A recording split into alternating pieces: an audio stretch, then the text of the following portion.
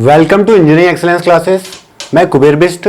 आज हम एक ऐसे टॉपिक पे बात करेंगे जो बहुत ही संवेदनशील टॉपिक है, बेरोजगारी यानी कि अनएम्प्लॉयमेंट। अब बेरोजगारी का अर्थ क्या होता है? जब कोई व्यक्ति अपनी योग्यता के अनुसार कार्य नहीं पाता है या फिर अपनी योग्यता के अनुसार वेतन नहीं पा रहा होता है तो उसको बेरोजगार कहलाया जाता है। लेकिन हमारे देश में कुछ बुद्धिजीवियों का कहना है कि अगर आप बेरोजगार हो तो आप पकौड़े तल लो, आप खिलौने बनाओ, आप दूध बेचो, आप मुर्गी पालो। अगर इंजीनियरिंग करने के बाद बंदा पकौड़े तलेगा, दूध बेचेगा, तो जो बंदा पकौड़े तल रहा था, जो दूध बेच रहा था, वो क्या करेगा? आज हमारे समाज में बेरोजगारी युवाओं के लिए कैंसर से भी घातक बीमारी बन चुकी है। खास करके हमारे उत्तराखंड में युवा आज डिप्रेस्ड है। आत्महत्या जैसे घातक कदम उठाने के लिए हमारा युवा आज मजबूर है, लेकिन सरकार को इससे कोई मतलब नहीं है। जैसे कि मैंने यहां लिखा है, देखो, युवा बेरोजगार और मस्त सरकार। सरकार हमारी मस्त है, सरकार को कोई फर्क नहीं पड़ता कि युवा हमारा क्या कर रहा है। आरटीआई की एक रिपोर्ट के अनुसार उत्तराखंड गवर्नमेंट में आज भी जेई के 1000 से ज्यादा वैकेंसीज खाली हैं। और बात करूं अगर मैं एई की 500 से ज्यादा वैकेंसीज खाली हैं, लेकिन गवर्नमेंट को ना इसकी परवाह तब थी और ना अब है। अगर हम बात करें बीते वर्षों में अगर कुछ एग्जाम हुए भी हैं, अगर उनकी बात करें, यूपीसीएल एई का एग्जाम एक हुआ था, अगर आपको याद हो, यूपीसीएल एई का एग्जाम अगर आपको हुआ था, जो कि 2016 में हुआ था। ये एग्जाम हुआ था, लेकिन उसके बाद ये एग्जाम रद्द हो गया था। अगर उसके अगले साल 2017 में यूके ट्रिपल एससी जेई का एक एग्जाम हुआ था, आप सभी ने दिया होगा जहां तक मुझे लगता है। तो यूके ट्रिपल एससी का एक एग्जाम 2017 में जो एग्जाम हुआ था हमारे 252 रिक्त पदों के लिए। यह एग्जाम कंडक्ट कराया गया, यह एग्जाम हुआ, इसमें लोगों ने क्वालिफाई किया, एग्जाम निकाला, ज्वाइनिंग लेटर पाया। फिर हमारी उत्तराखंड सरकार का रूल आया और एग्जाम पे स्टे लग गया और एग्जाम कहां चले गया? कोर्ट में चले गया। और आज भी ये कोर्ट में ही धक्के खा रहा है और बच्चे सड़कों पे। बच्चों के पास रोजगार नहीं है। जिन बच्चों ने पढ़ लिख के इतनी मेहनत से एग्जाम निकाला था, वो कितने डिसअपॉइंट हुए होंगे, वो कितने डिप्रेस्ड हुए होंगे। आप जरा सोचिए इस बात को। ये एग्जाम अभी भी इसका कोई रिजल्ट निकले, इसकी कोई आशंका ही नहीं है। और जहां तक बताया जा रहा है, जहां तक अभी तक इसमें जो रिजल्ट दिखने को मिले हैं, इसमें ऐसा लग रहा है कि ये एग्जाम जो होगा अब ये रद्द ही होगा। अगर हम बात करें जो वैकेंसीज आ रही है गवर्नमेंट के, लोग कह रहे हैं भैया 10,000 पोस्ट आ गई, 20,000 पोस्ट आ गई, फलाना हो गया, ढिमकाना हो गया। ये पोस्टें आ कहां रही है मैं आपको बताऊं। ये पोस्ट सिर्फ नाम मात्र की इश्तेहारों में, अखबारों में देखने को मिल रही है, आंकड़ों में लिखने के लिए, हाँ भाई हमने इतने रिक्त पद निकाले थे। लेकिन वास्तव में जो ग्राउंड लेवल की अगर बात करें, कितनी पोस्टें हैं?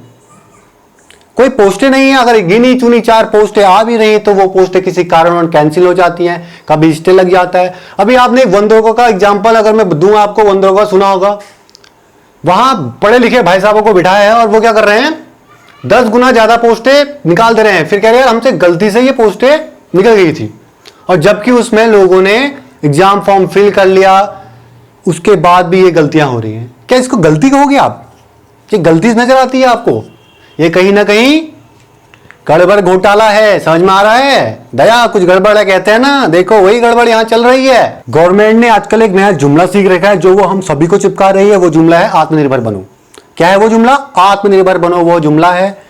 और ऊंचे पद में बैठे अधिकारी लोग हो गए, मंत्री लोग हो गए, अपनी तनख्वाह, अपनी सैलरी को दुगुनी करके अपनी सहेलियां दुगनी कर रहे हैं, अपने भत्ते बढ़ा रहे हैं, अपने भत्तों को बड़ा करके मोटी मोटी रकमें ले रहे हैं, और अपने बच्चों को, अपने रिश्तेदारों को बैकडोर से सरकारी जॉब में, गवर्नमेंट जॉब्स में, ये कहीं ना कहीं उन्हें अंदर फिट कर दे रहे हैं।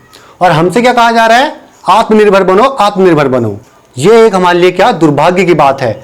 अगर हमारे देश में आज ऐसा हो रहा है तो हमारे लिए एक बहुत ही बड़ी दुर्भाग्य की बात है। एक पढ़ा लिखा गरीब नौजवान युवा दूर दराज अगर पहाड़ों से अगर शहर में आता है, अपने सर्वाइवल के लिए सोचता है, तो उसके पास एक विकल्प रहता है गवर्नमेंट जॉब्स का। क्योंकि गवर्नमेंट जॉब्स के अलावा अगर वो बिजनेस का सोचे, बिजनेस के लिए पैसा चाहिए होता है, पैसा उसके पास है नहीं। अगर वो बैंक में जाए लोन के लिए, तो उसे लोन तक नहीं मिल पाता है।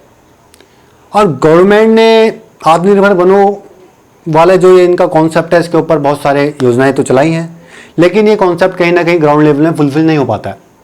अब उन्हें बहुत सारे डॉक्यूमेंटेशन कराने होते हैं, बहुत सारी चीज़ें होती हैं जो फुलफिल नहीं कर पाता है, और लास्ट में 90% केसेस में ऐसा होता है कि उसे लोन नहीं अप्रूव हो पाता है।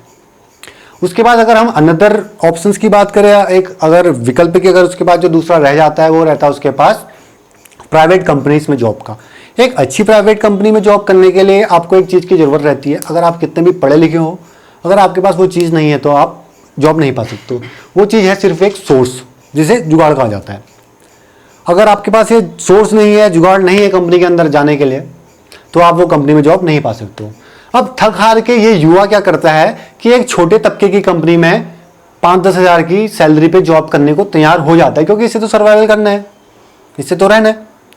तो अब ये करता है, जॉब करने को तैयार हो जाता है। जब ये जॉब कर रहा होता है तब इस बंदे को सैलरी तो एक बंदे की मिल रही होती है, एक की मिल रही होती है, लेकिन ये काम इससे 3-3 लोगों के बराबर का कराया जा रहा होता है। इसका शोषण हो रहा होता है। बात यहीं पे खत्म नहीं होती है। जब 1 से 2 साल ये बंदा काम कर लेता है, अपने शोषण करते करते इसको जब 1 से 2 साल हो जाता है किसी कंपनी में, अब बारी आती है इसके प्रमोशन की, इसके इंक्रीमेंट की, तब कंपनी क्या करती है, इसको बाहर का रास्ता दिखा देती है, कहती है भैया आपका टाइम पीरियड पूरा हुआ है, अब घर को जाइए। इसीलिए जो उसके पास एक विकल्प रह जाता है वो सरकारी नौकरियों का ही रह जाता है। तो वो क्या करता है, मेहनत करता है, कोचिंगें ज्वाइन करता है, दिन रात पढ़ाई करता है।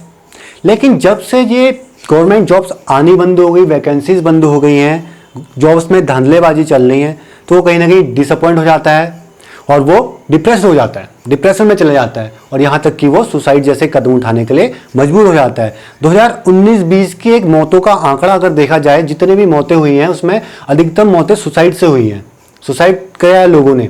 तो वो कहीं ना कहीं उसमें ये अनएम्प्लॉयमेंट भी एक उसका कारण है, अनएम्प्लॉयमेंट उसका एक कारण रहा है कि जो इतनी मौतें उसमें हुई हैं। लेकिन गवर्नमेंट को इससे कोई मतलब नहीं है, गवर्नमेंट को इससे कोई फर्क नहीं पड़ता है। जिसे जैसे मैं आपको बोल रहा हूँ, ये युवा बेरोजगार और मस्त सरकार। तो दोस्तों वक्त आ गया है सरकार को जगाने का। ये देश, ये राज्य हम युवाओं से है, नेताओं से नहीं। जिस देश का युवा बेरोजगार है, डिप्रेस्ड है, वो देश, वो राज्य कभी विकसित नहीं हो सकता। उस देश और उस राज्य में कभी विकास नहीं हो सकता, फिर चाहे तुम कितने राफेल ले आओ, फिर चाहे तुम कितने ही राम मंदिर बना लो। तो दोस्तों मेरा आप सभी से अनुरोध है, आओ हम सब मिलकर फेसबुक, व्हाट्सएप, यूट्यूब, जितने भी सोशल मीडिया प्लेटफॉर्म है, इन पे मिलकर अपनी सोई हुई सरकार को जगाएं, ताकि जल्द से जल्द रिक्त पदे के लिए वैकेंसीज आएँ, जिससे हम युवाओं को रोजगार मिले और हमारे राज्य में बेरोजगारी की दर कम हो। क्योंकि दोस्तों अभी नहीं तो कभी नहीं। जय हिंद, जय उत्तराखंड।